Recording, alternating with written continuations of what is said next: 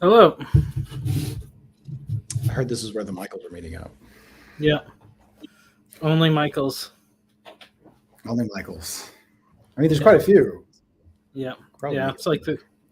I think it was the most common name in the year I was born, and for other years around then. So yeah, when I look, if I remember correctly, and I probably don't, it's something like almost 100 years running, either top five or just straight up number one for most of that time. Yeah, yeah. yeah. So you I think work it's something like that. something like that. um, Probably juggle some things as this is going. Uh, I think it was from a tweet of yours pointing at what's his face, the Wheel of Time guy, which is like, and what, like a fan of that guy writing a book about him and the work. Like Yeah, here's a book about the philology engaged here or yeah, something, yeah, right? yeah. So I'm only maybe like an hour or two into it, but Into fascinating. the origins of the Wheel of Time book. Oh, yeah, Yeah, yeah. yeah. It was pretty good. Had you read the series, The Wheel of Completely Time? unfamiliar with it, Oh, right? okay. Uh, and so for me, I mean, he sells it pretty well on why to like set this down and go read that stuff, but I Yeah. don't. I get it, but I'm not gonna do it yet. I'm still drinking from a fire hose of like 14 other things. Yeah, So I hear you. Well, I mean, that's so like my whole thing, like, up until I don't know 3 4 years ago, I uh, would primarily spend like a lot of time reading fiction, and especially like fantasy and science mm, fiction and stuff like that. And it's just like that stuff. And of course, everybody knows like Narnia. Narnia is like the most like this is Christianity with animals like as characters, and Lord of the Rings is like a little bit more opaque, but it's got all the stuff. So obviously everybody knew that, but like um, you know, once I started spending more time like watching all the PVK videos and things like that. And at some point I kind of went back and were like, like a lot of those things like that people pick up in Lewis and Tolkien, it's really in a lot of these other stories too. Sometimes intentionally, but I think even more just it's just a natural outflow. And I think the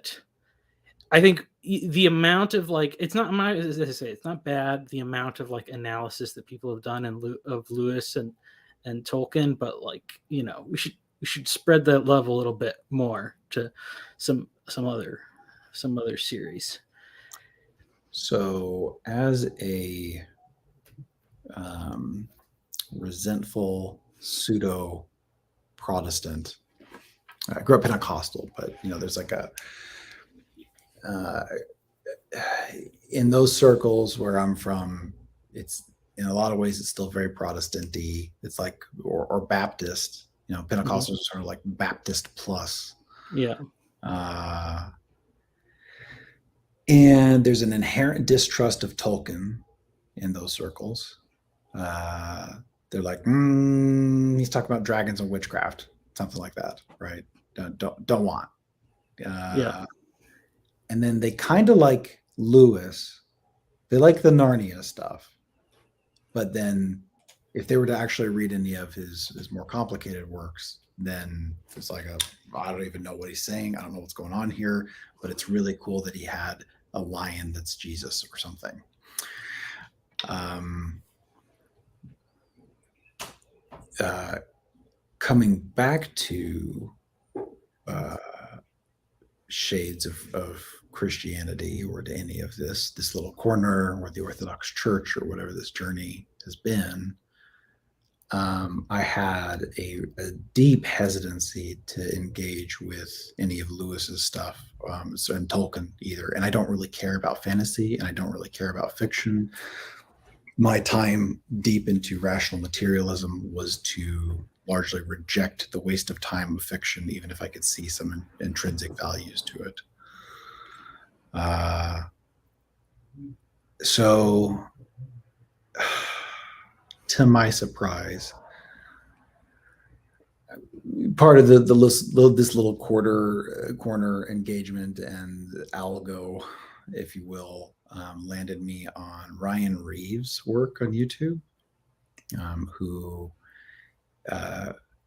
was like a Protestant professor at Gordon, I think it's Gordon College or something. Gordon College or is Gordon Conwell Seminary. They're connected. So yeah.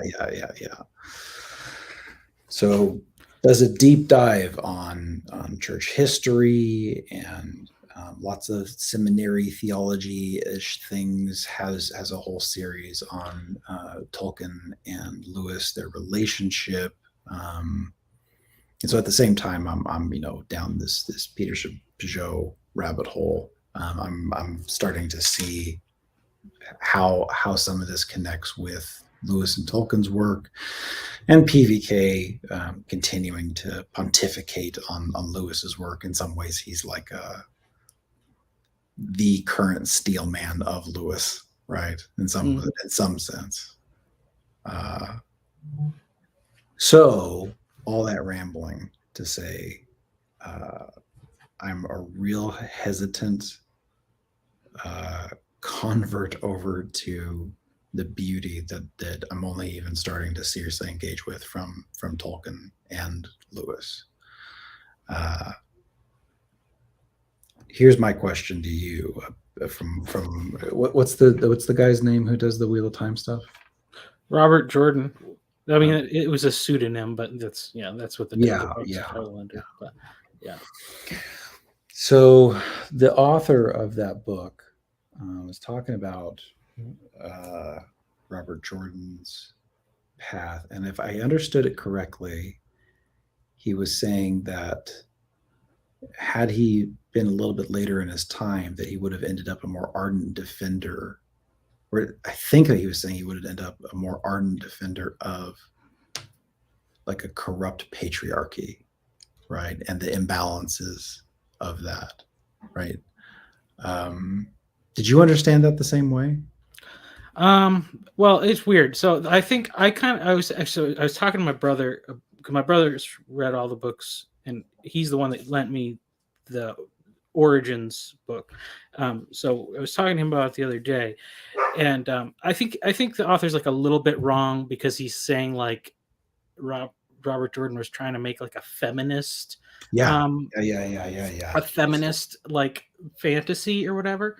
I think in some ways it's interesting, because so like the basic premise in the world is that like both like there's a source of magic, and both men and women access it in different ways, but the male half has become corrupted. And so any male users of magic eventually go crazy and kill their relatives and destroy the world. That's why the world is horrible. So women are in charge, because they're the only ones that can safely use magic. It's interesting because, like some people have said, like we are now in like a gynocracy, like that's the state of our world here in the West or whatever.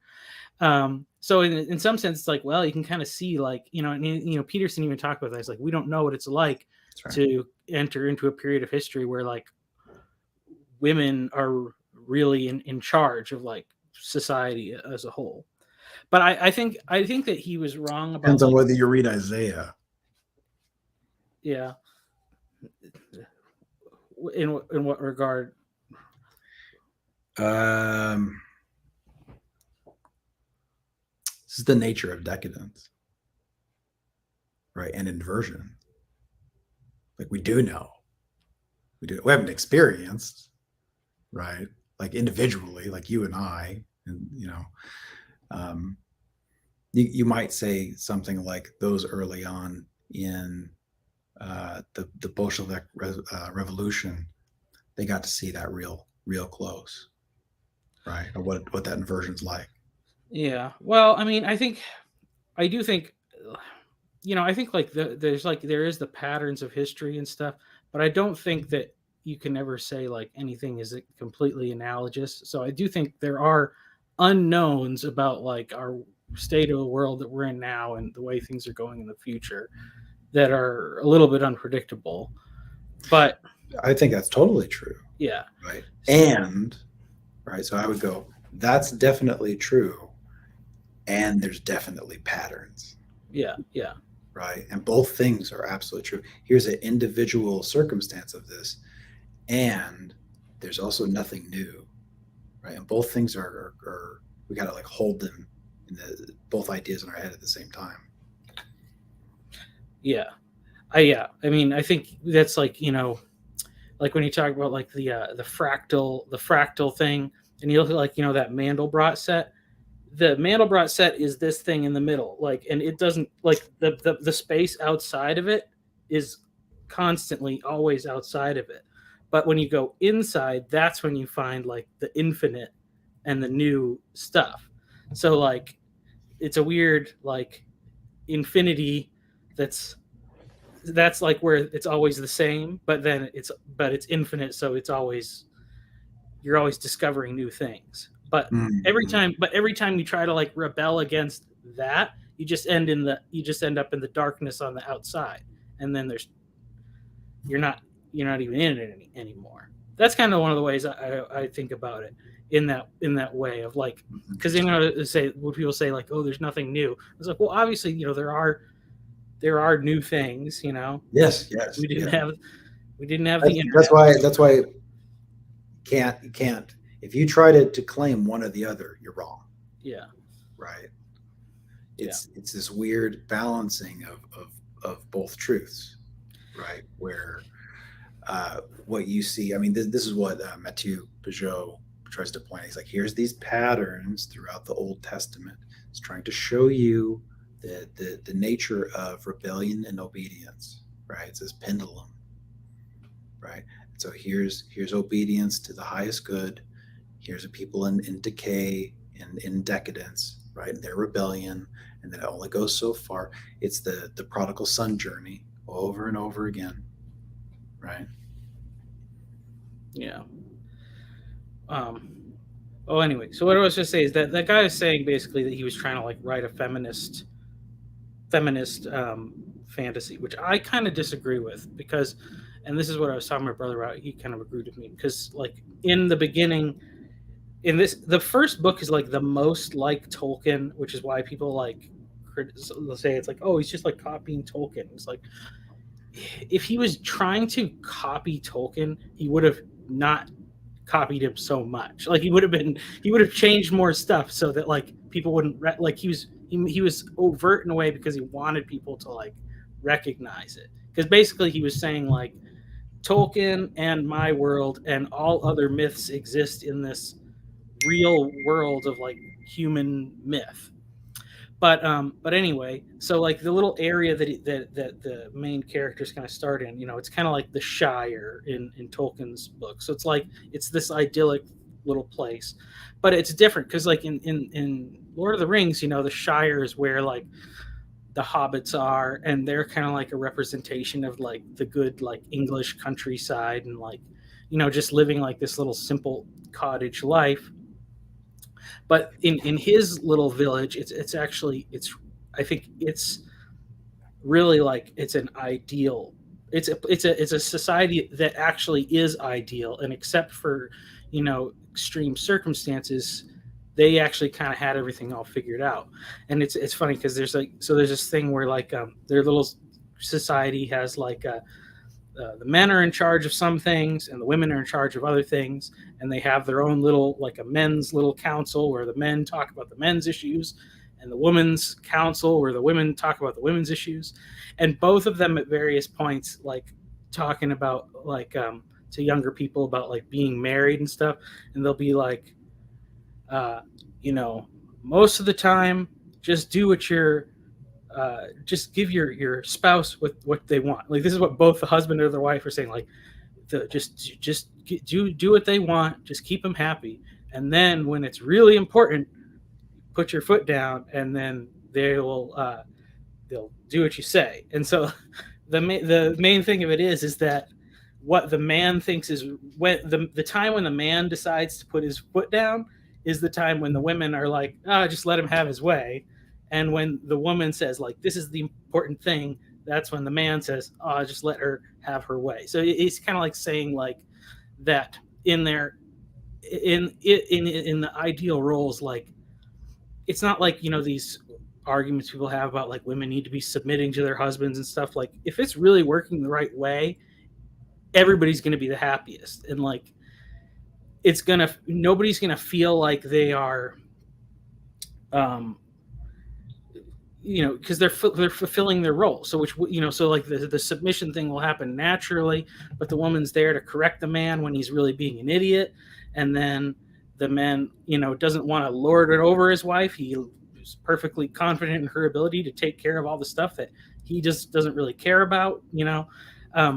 So it's kind of interesting. So that's why I say I don't think it's really a feminist thing, because I think that he saw that there is supposed to be like a balance between men and women, and that and the result of that is that you don't see it at the beginning, but over the course of the series, all the people from this little village are like the most competent and the most like skilled, but it's just because they like came out of such a healthy place. It's almost like, it's not like exactly like Eden, but it's like, what if Adam and Eve weren't the ones that ate the fruit, but it happened like 2 or 3 generations down the line, and then you had like, perfect humans and like corrupt humans like living in the same place, like the contrasts or whatever you would have.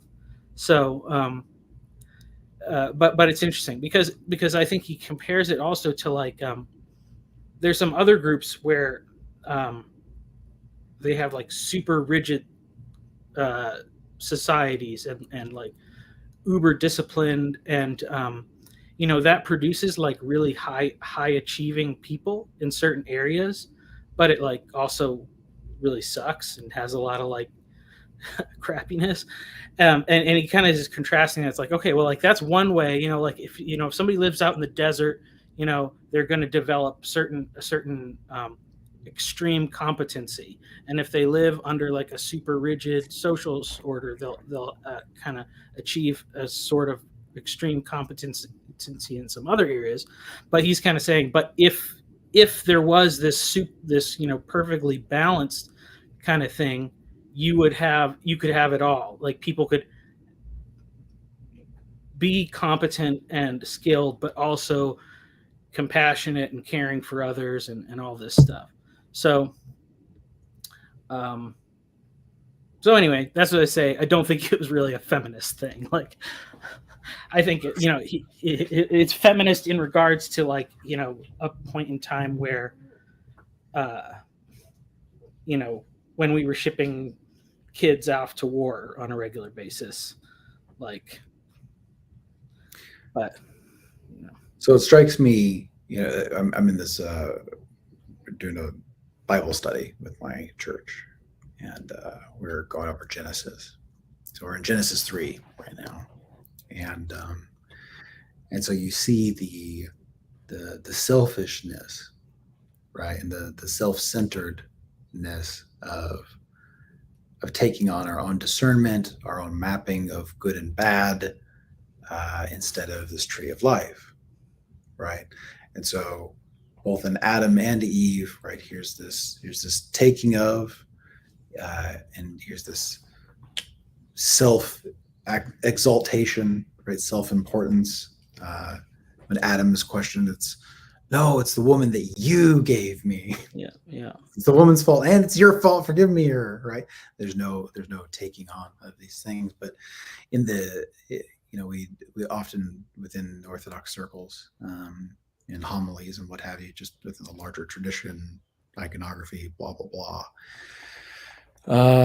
We're constantly grappling with a new Adam and a new Eve in Christ and in Mary, right? Where there's, instead of that self-centeredness, a self-sacrifice, right? And so yeah, the bride submits to the bridegroom, right?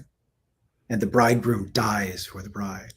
And they both submit to each other and they both die for each other, right? And in that, they're both lifted up to the highest version of themselves, right? And that's like a completion of creation, right? But and so anything that's outside of that pattern, right, ends up in some kind of excess.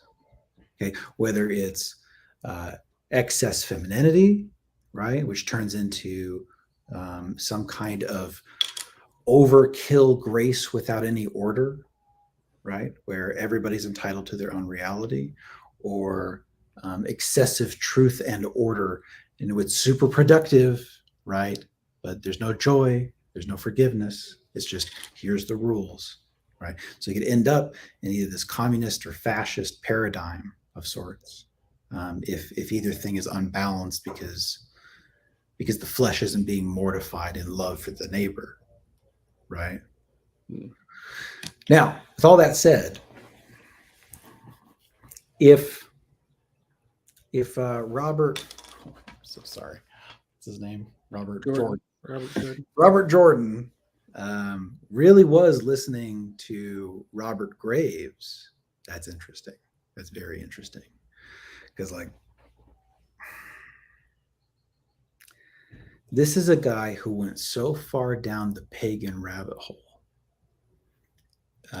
that he left his wife and ended up with this girl who, you know, effectively was having, let's say, agencies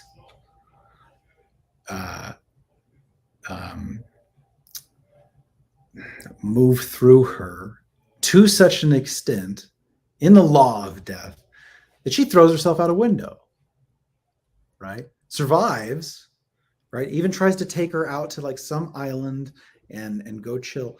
Nope. Like there's constant dissatisfaction. They have a really hard time. And he's always, they find, you know, these deep esoteric pagan things like the white goddess, and even like this Trinitarian model of this white goddess and the different aspects of it. And they're like going to the depths of consciousness and spirituality without Christ as possible, exploring, trying to have this like creativity work through them to create good poetry, right? And they go mad.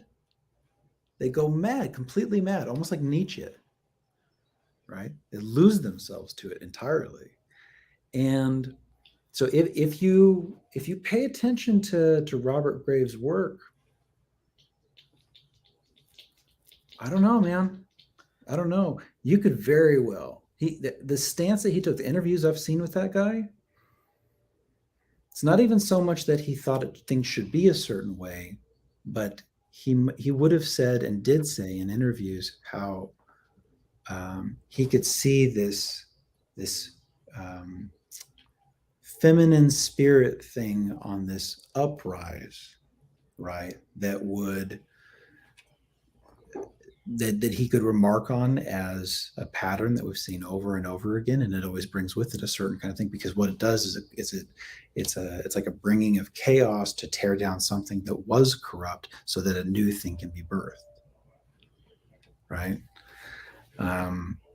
So if there is an extent where Robert Jordan, and I don't know anything about this guy really, but if he did see that as an important reality or something, there is some truth. There is some truth to seeing the way that the male embodiment and control became corrupted, at least in the West. We can see the ways that it became corrupted.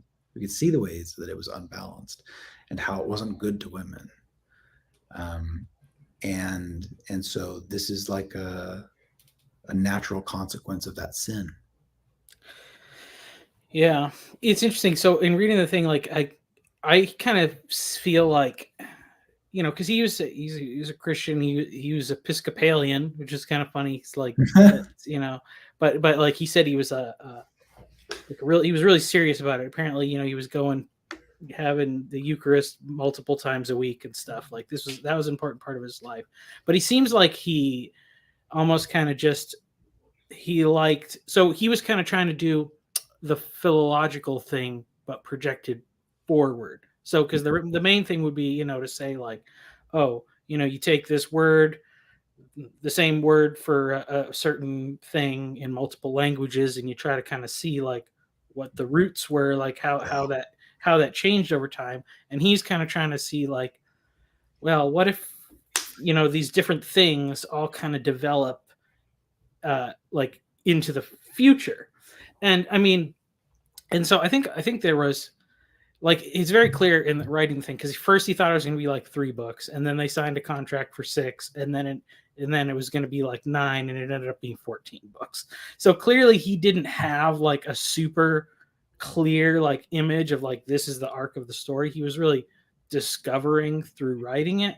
But it seems like he kind of picked some of these influences as kind of like, these are the limitations of what I'm going to think about. And I don't, and then, you know, he kind of stuck with it. Like, even it's funny because people, when the last book came out, a lot of people were kind of disappointed because, so it's called The Wheel of Time, and it's based on like, you know, it's not linear time like we usually think about, but it's like a cyclical pattern. And people were, you know, and at the end it's like, there's this choice where it's like, oh, the wheel of time could be broken, like there could be a finality, like the dark one could be destroyed, and like, you know, and that seems like I think that's the ending that a lot of people were kind of anticipating. But it's like, no, he kind of stuck with it, and it's just like, no, the dark one just gets put back in his little prison, and then, you know, the pattern will repeat itself again. So it's like, and I don't think he actually thinks that that's how history worked. It's like, what if he's thinking about like, what if it was that way, and he's actually, you know, writing along with it. And I think that's kind of how he's going with some of those other things too, you know, which, I mean, I think that's one of the reasons why fiction is so important, because it allows us to find some of the disasters in a alternate reality instead of just doing it in our own. You know, I mean, a lot of the problems has been like with like, if somebody had taken Karl Marx's, you know, Communist Manifesto and had written a fictional book about it, if somebody had written Animal Farm before the Russian Revolution, people might have just read that book and said, oh yeah, that Marx guy, his idea was crap, like, because this is probably what's going to happen. Unfortunately, that's not what happened. People took the idea and ran with it in real life before, you know, they really put the effort into to see where it could go wrong. So, you know, that's the kind of good thing about fiction, is that it kind of lets us, you know, it's not perfect, but it lets us see some of the faults in our own thinking. I think, you know, if you wrote a story about how you think things are going to work out, eventually you're going to kind of come to some dead ends, and then you're going to have to think, well, wait a minute, maybe I have to change something here. So that's. So, you know, we're talking about these little deaths that the male and the female, the bride and the bridegroom do, right, to be the highest form, the way they die for each other, right? And that say you can't really do that on your own, that something higher has to work through you in order for that to happen, right? We might look at that pattern and think of that as obedience, right? Here's participation in the tree of life, and obedience. And so let's say that's good. And then there's proximity to the good, right? So you're either moving towards that good or moving away from that good, but there's only proximity to it. That's all there is. Here's pattern, and then here's like degrees of anti-pattern, right? And these things cause chaos and breakdown, right? Just like in a marriage, just like in any kind of relationship, whatever. And so here's like a pendulum, right? But let's say so here you got the pendulum, but the pendulum, when you're looking at it from your perspective, right, it just looks like a little U shape, right? But if you were to stand over it on top, okay, instead of just a simple back and forth, it probably has like a little bit of like a turn and kind of like right. Yeah. It's almost like a little bit more like a circle, right, than it is just like a straight U. Right, but you have to see that from above to see it that way. And each rotation back and forth, the pattern's real close to the way it goes back and forth, but the way it moves to the left or to the right is just a little bit different. And so there's like a little bit different of a shape of a circle each time, and maybe it's like a thin circle or whatever, but it still gets to the end of the pattern and obedience, and then like away, which ultimately causes a return back to, right? And so I think in that sense that there's irregularity to a wheel. And this is also something like the hero's journey in some sense. And I think it's also what Nietzsche gets at in understanding an eternal recurrence, right? These wheels with, here's a fractal pattern, right? It's turtles all the way down with this. Here's these little wheels in your own life and this stupid stuff that you do over and over and over again. And you do it on bigger scales throughout life. And then your family does it. And then your community does it. And then your principality does it, right? And so here's all these little circles, and here's all these fractal patterns. And, as it is within, so it is without, all of this. So what we're in is something like in a position to just notice where we're at. That's all we can do, just notice, right? And then on our own individual level, and maybe within our communities or whatever, maybe that prodigal son path of that pendulum, there can always be a return to the good at any point that there's a falling away from, right? There can be more light brought into the world to bring you back towards the good. But I don't know, this is also like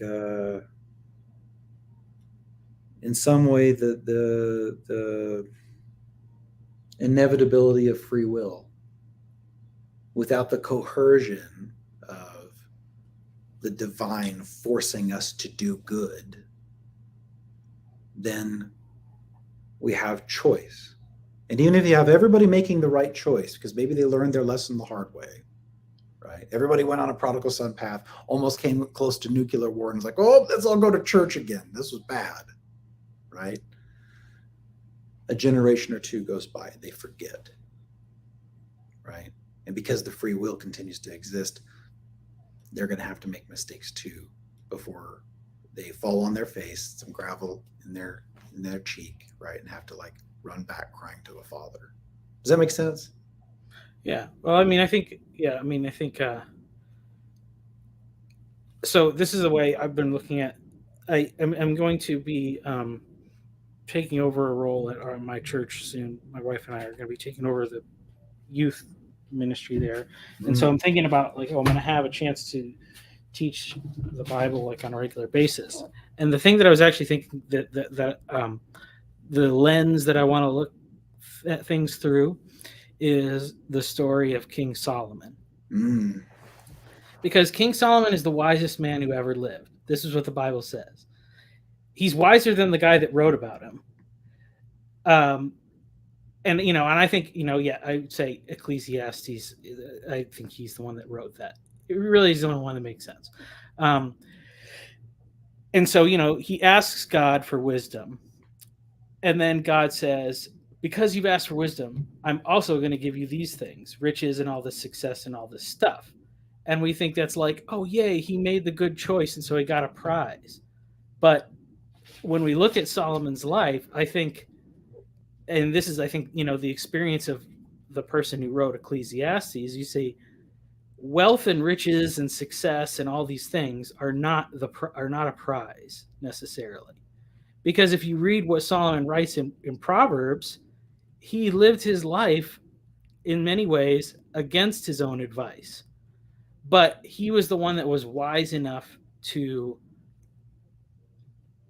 handle it, I guess. Or he and it's really interesting too, because um you know like when God is making some kind of like a covenant relationship with somebody, he names them, or he changes their name. This is like the establishment of a relationship. God named Solomon right when he was born. He sent the prophet to come with his other name of Jedediah, that to let him know that God loved him. Like, basically, it was like Solomon was the guy everybody knew. Like, David knew this is God's pick.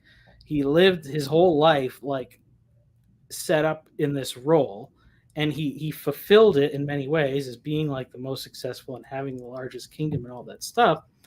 But like in many ways, his life was kind of like a prison, because like his destiny was to basically leave no stone unturned about what really is best in life. Because I think like one of the things that's a blessing about being poor is you can always imagine that your life would be great if you just had a little bit more money. If you never get the money, you don't find out that the money doesn't actually solve your problems. So you actually get to be happy because you're living life in anticipation. Solomon left no stone unturned. Like his life, he um, he had all the stuff, all the women, all the riches, all the fame, and and at the end of the day, he's saying it's just like, this is meaningless. It's just serving God. That's the only thing is knowing the Creator. And so I think it's like God saw Solomon as like, he's the guy that he can put him. He's like a weird anti-Job in a way. It's like God knew Job could handle suffering, and he knew Solomon could handle success.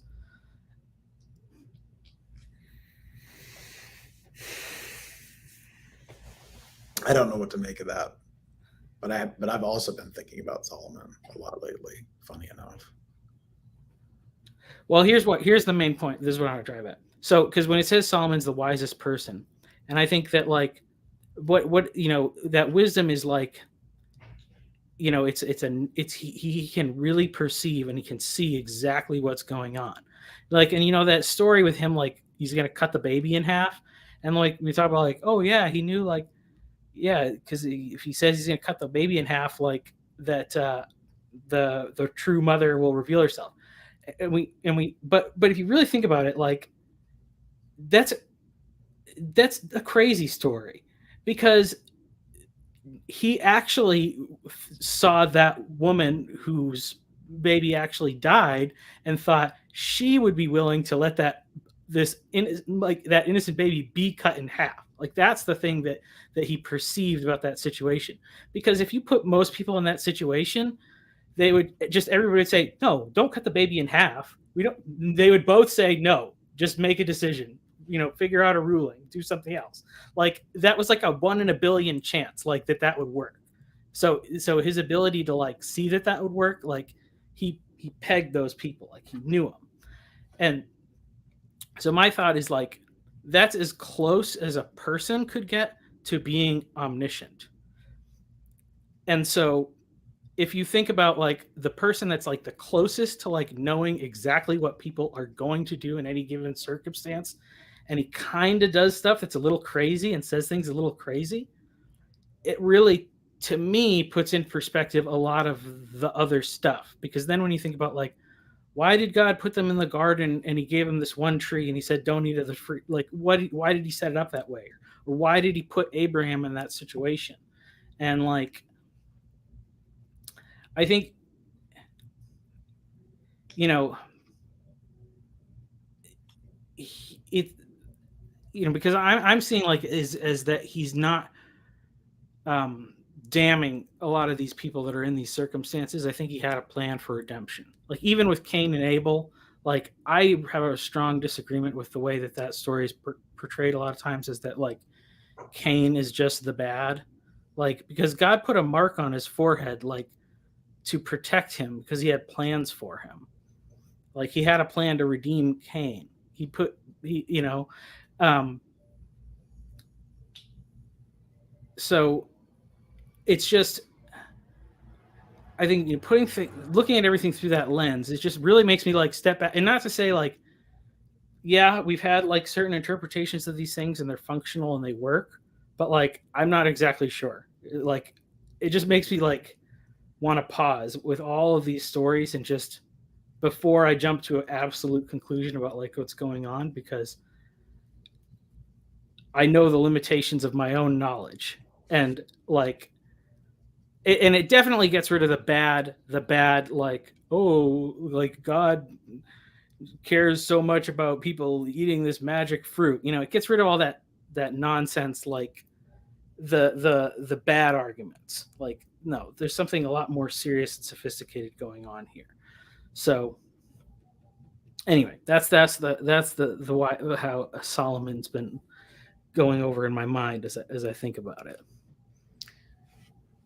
So things that come to mind for me, one, to add an anecdote about Cain that maybe will tie in later. We'll see. I'm just kind of seeing where this leads me. You know, when Peterson points out something like the spirit of Cain is like the resentment for the existence of being. I know like real well what that's like. And I let that void consume me. That's what Nietzsche points out with resentment, right? It's to be in bondage to resentment, right? And so within the Christian tradition, we understand how that leads to death, let's say, and it's a participation in a law of death or a law of sin that leads to death. So, okay, good, fair. And Christ defeated death. As far as I can tell, anyone, right, that transcends time, right? Christ, Alpha and Omega. This goes beyond any conception of time. And that anyone that meets death, there you find Christ. And if there is repentance, if there's any part of you when in meeting death where you find Christ, where there is, he's not going to coerce you, he's not going to force you, right? But if there is repentance to him, right? If there's a turn to Christ, then I think that there's a lot of grace there. All that said,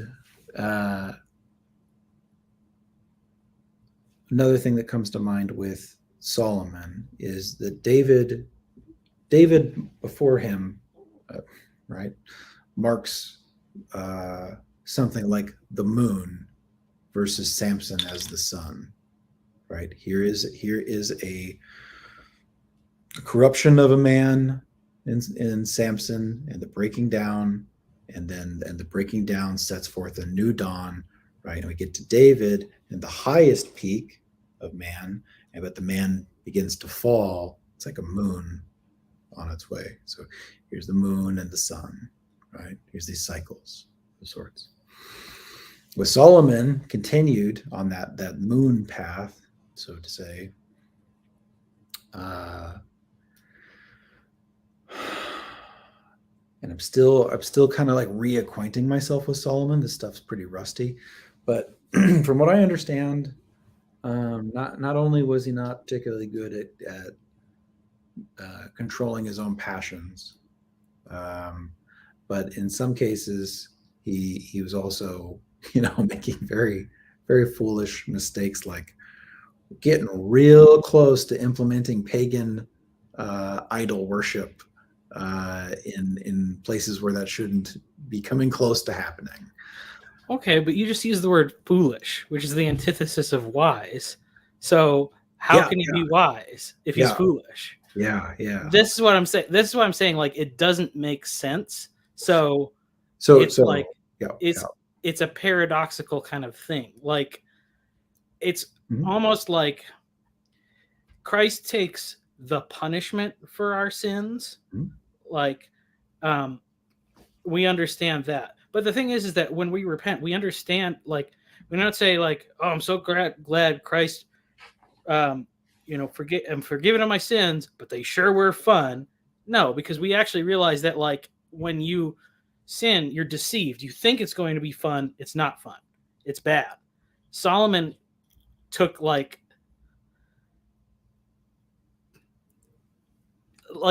mean, that's the saying. Like, at his end, at the end, unequivocally at the end of his life, he knew none of that stuff is actually worth it. It doesn't do. The promises are empty. The devil's promises, you could say, the promises of sin. So he, in a sense, suffered not the punishment, but like the destructive aspect of sin on his own character. Wisdom seems to be something that you can't possess, you just can notice. Okay. And this is not a knowledge thing for sure. It's not a rationalization thing for sure. It's not our own discernment or own understanding. None of that. Wisdom is like a participation. In Greek, right? They're always using the term Sophia. There's a femininity to wisdom, and I think that that's really interesting. And it's one of the contested points between something like the Masoretic text and the Septuagint. But I think, to the best of my knowledge, In Proverbs 8, wisdom is personified as a female. That's right in all of them. So with that, one of the things that I think is probably true, and in this Genesis Bible study that we're doing, I'm going back to these daily readings that the church participates in the Orthodox Church, and what they do is near the beginning of Lent, they grouped together Genesis, Isaiah, and Proverbs, right? So because Isaiah and Proverbs, in some real sense, function as a commentary on Genesis, right? And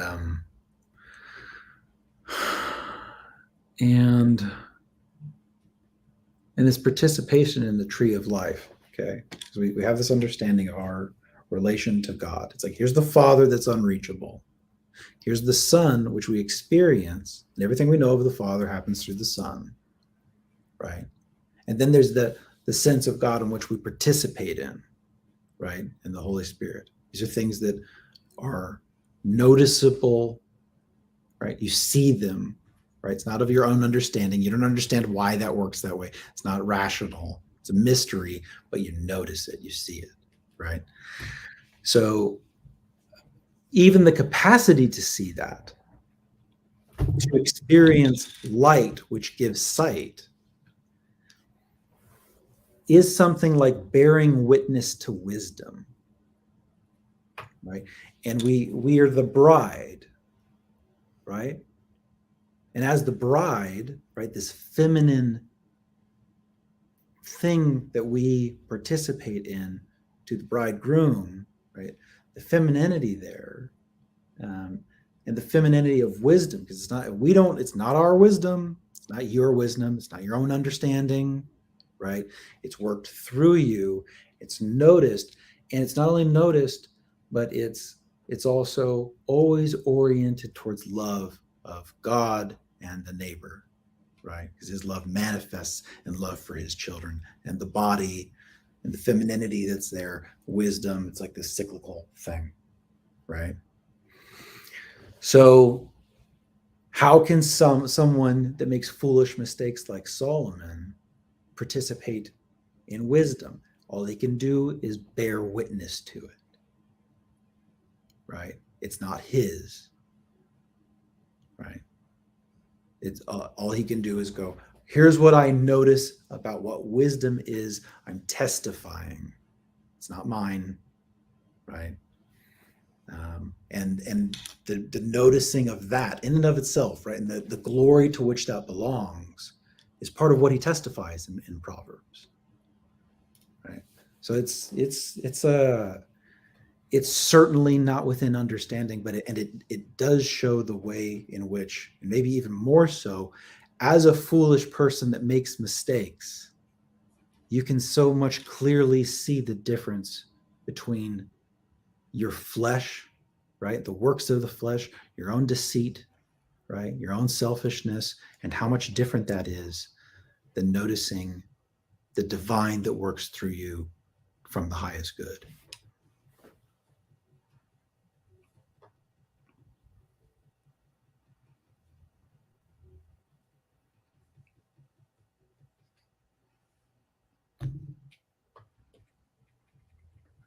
Yeah. I mean,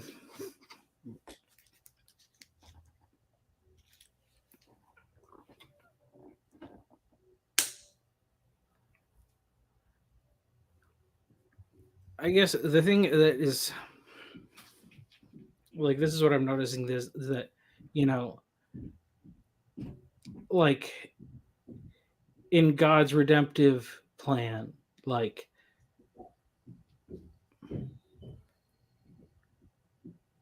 he,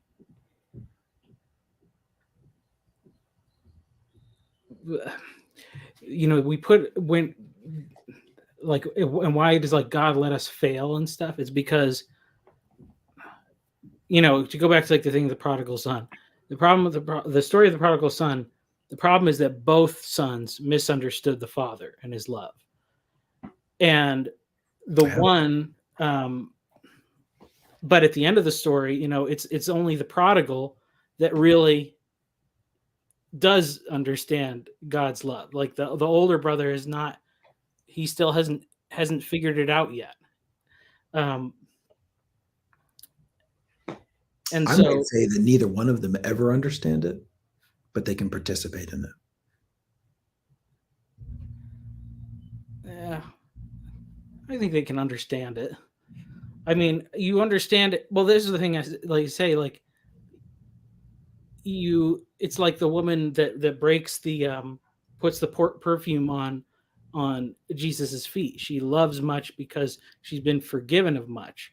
And you know, obviously, and the thing that you say, like, you know, as Paul says, like, we shouldn't sin more so that more grace will abound. We don't need to do that, because really the only thing for us to Yeah. discover Yeah. is how we have already and constantly do, you know, reject God in favor of idols. And you know, so even the son that, you know, does everything the father wants, Mhm.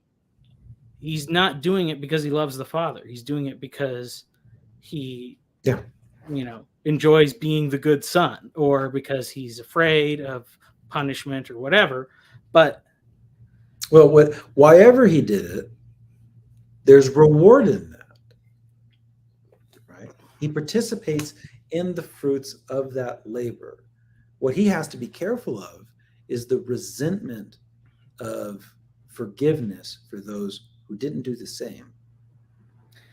well, but there, I mean, there is there reward, or is that righteousness a righteousness that's a filthy rag, you know, because it it's Not even not the riches. It's like, look, you obeyed, and in your obedience, right, is this relationship. You know the Father. You get to spend time with the Father. You have the like, yeah, sure. There's like material good that maybe comes along with that, maybe, but more specifically, you continue to have a relationship with the Father, right? It's, but we have to participate. We have to with the Father and participate in his love for those who return, right? It's like, oh, it's the 11th hour and you were here since the first. Rejoice and participate in the praise and the gratitude for those who would even return at the last minute.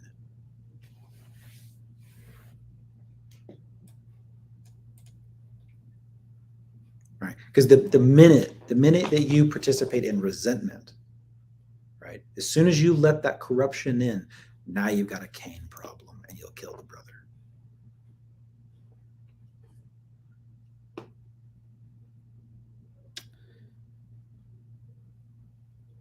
Yeah.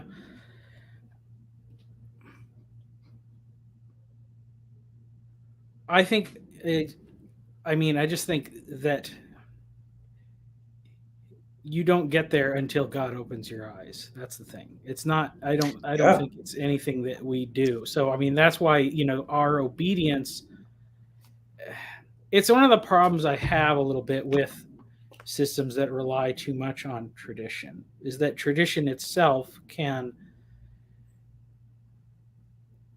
it can teach a form of participation that outwardly, others will affirm you're doing it the right way, and you can, by whatever measurements, believe you're doing it the right way. But if you haven't unseated the idols that are on the throne of your heart, Mm-hmm. you're not really doing it the right way. And and that that realization, I think you can't. So this is what I say. I can't stop being a Calvinist. So I see participation as something that happens after God has done a redemptive work in us. Before that, Great. there is like the actions are not. It's not to say it couldn't help someone arrive at that point, but like. Well, remember, you did not choose me. I chose you. Yeah. Right. Like, it's not by our own discernment. It's not by our own understanding. It's not by our own power. Right. Which, once you realize just how much you're absolutely not in control of any of this, it's only to cry out in mercy and helplessness. Right. And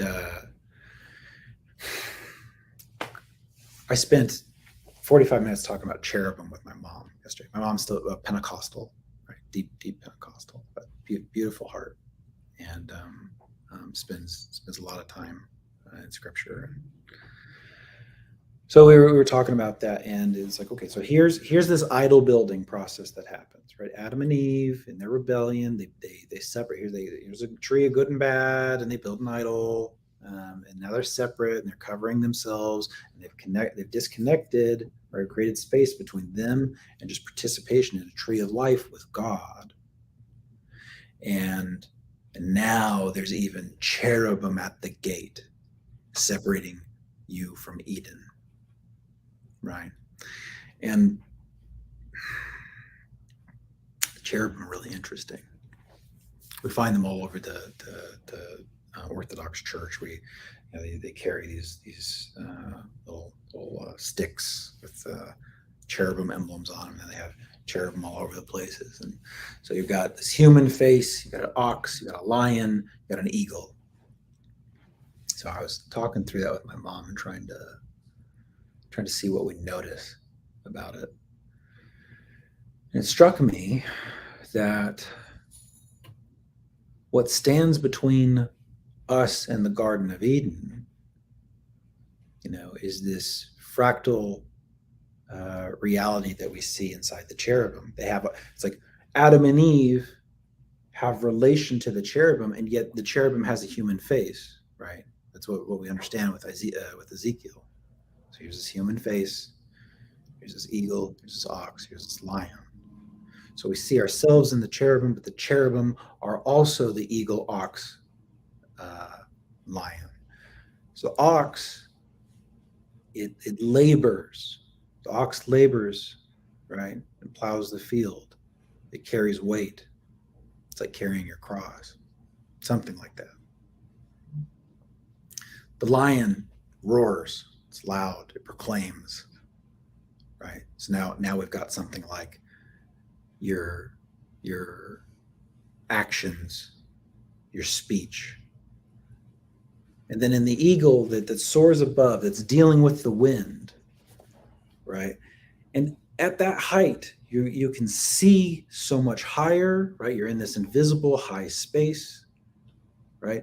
And all the things that are the effects of the wind, you're able to see them at this high place and participate in them, right? And so it's something like also understanding the nature of sin in the reverse order. It starts in your spirit. You feel these like fiery darts, right? And the fiery darts start manifesting in your speech. And then your speech becomes your actions, right? And all of a sudden you're in bondage to sin. And so, as far as I can tell, our participation in obedience that separates us from participating in Sophia, let's say, in the tree of life, rather than our own mapping of good and bad, is in mercy and in helplessness, lifting up our heart and our spirit, right? In our labor and in our speech. It's like you got to give it all up. Give it all up.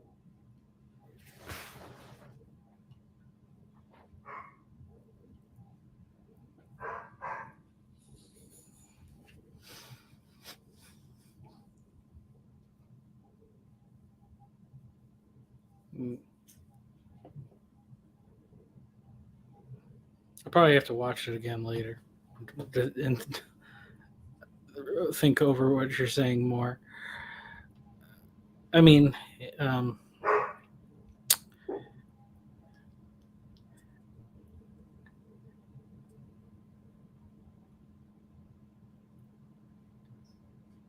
it's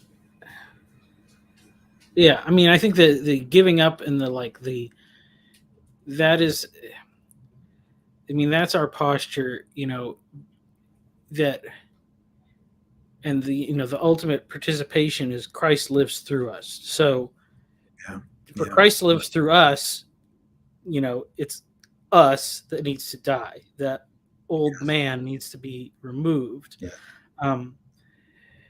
And I've been going through, in my church, we have a men's group. We've been going through the book, The Normal Christian Life by Watchman Nee. And he's going through Romans, and he does it he really lays it out in a great way. Well, basically just talking about this, sense of how, we have this old man, this dead flesh that wants to be alive, but anytime we let it rear its head, we immediately fail. And so it really is about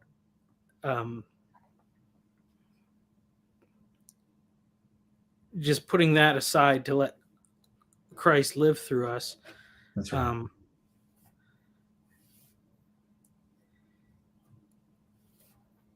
I think it's just, there's not necessarily a formula of how to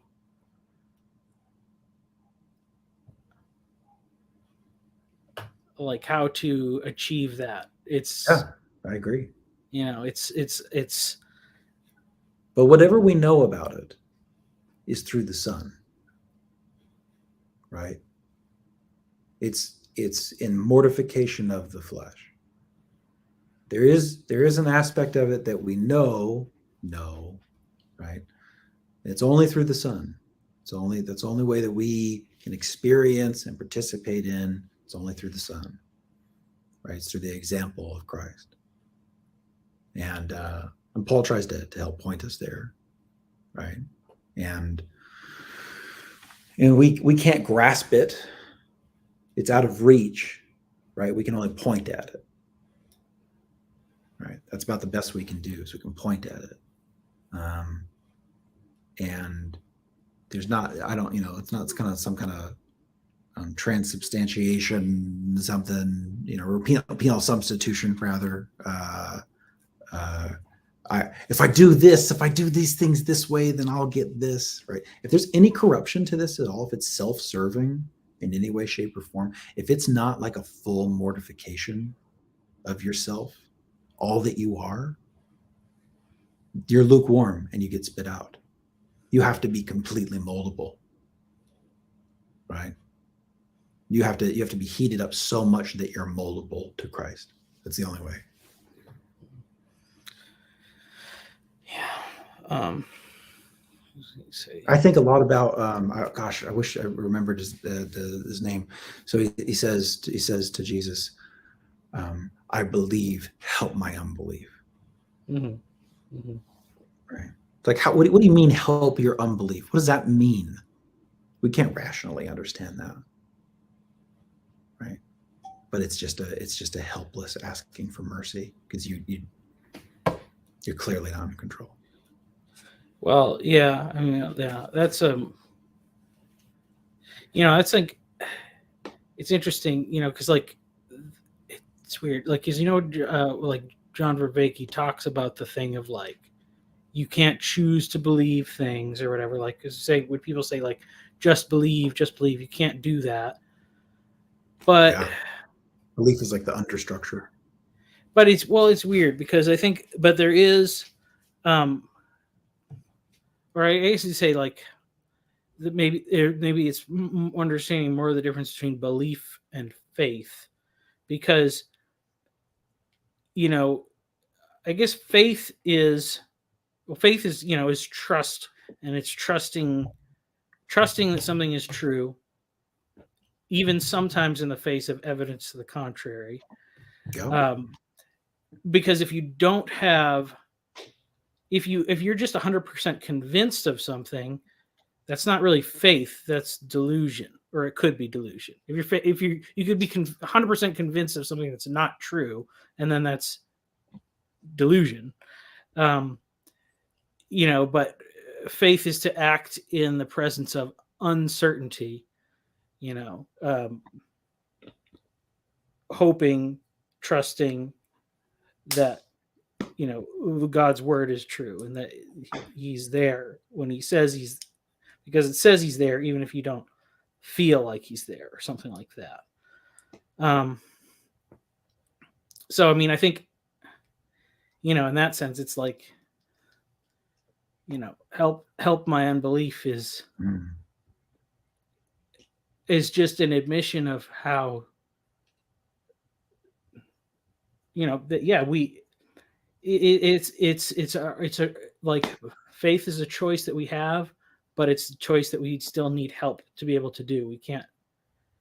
Yeah. You can't do it by willpower alone, I guess. Well, I think that I'm a little Calvinist in this way, where it's like, you have no good in you. All of that good is from the Father and is worked through you. You own none of it. On your own rationality and your own discernment and your own strength, you have nothing but the law of death in you. That's it. Right? And so, oh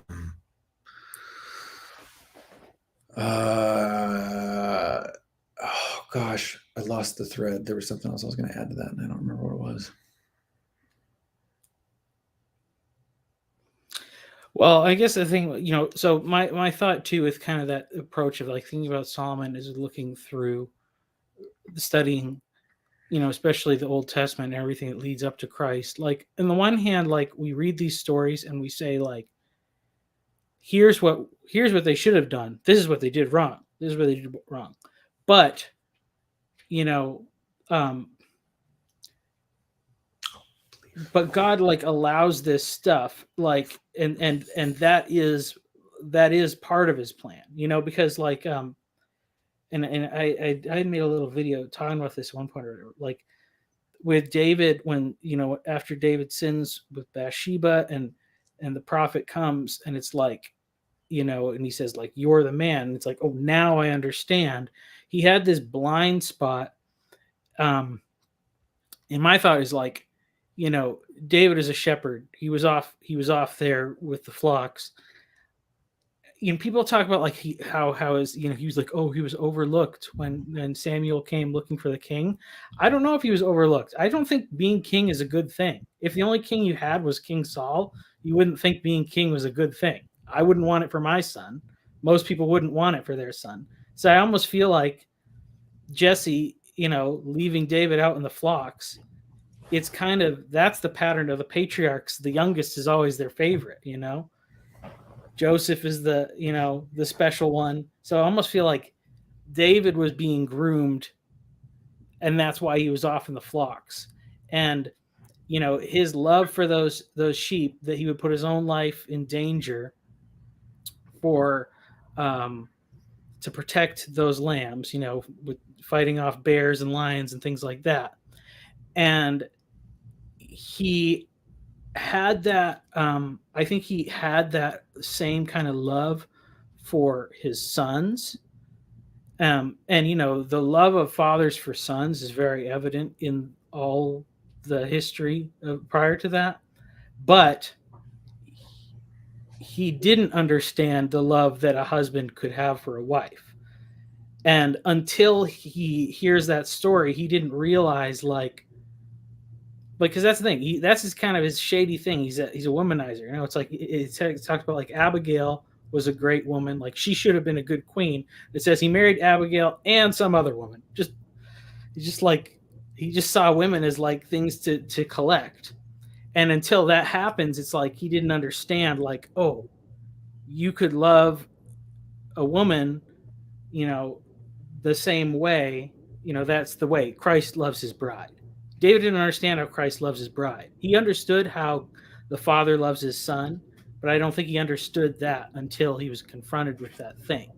And so it's like, but how can he really know it and understand it without like screwing up and having this whole thing? So that's just to say, like, I think when we put too much emphasis on, like, well, I mean, people are just going to be rebellious no matter what. But when we put like too strong of an emphasis on just avoiding, like, make sure you don't do this one sin or whatever, like,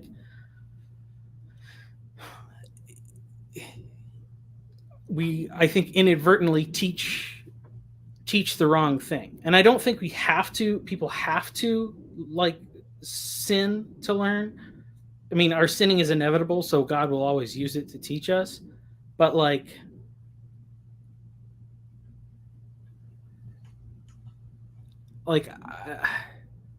I feel like the hope of Christ's redemptive plan is that, like, the Father really screws up, and then he helps his son to not screw up.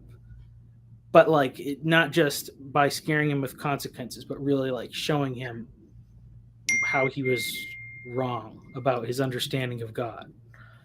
So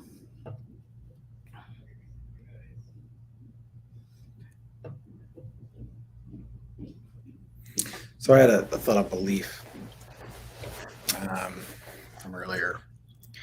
So it really strikes me that the word is kind of telling. Be, live, right? Like a being as such. The manner in which you live in the being as such. It's almost like presuppositions in some way, right? Like that's maybe the rational model that is most similar to this. But it's something that is so foundational to how you see that you live in that state of being, right? That's belief. And I think a path to changing what you believe is maybe to choose to act on faith, right? So at the conference we were talking about Karate Kid and Mr. Miyagi, right? And the wax on, wax off, right? So he's like, I don't understand, why am I doing this? Yeah. Why am I doing this? And so he had to operate on faith to do the thing over and over again, do the thing over and over again. And then when the time came, by operating in faith, he chose to have faith, even though he didn't believe it. It wasn't foundational for him yet, right? It wasn't worked into his very essence of being. It's one way to maybe try to say it. But by stepping out in faith, right, over time it took hold, right? You find yourself like, oh,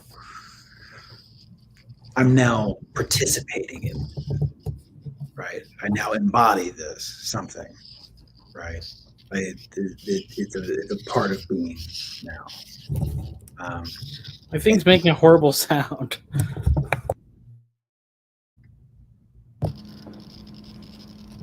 Let's see.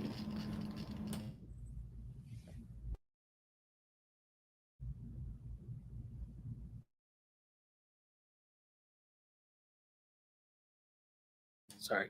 Yeah, your thing is making a terrible sound.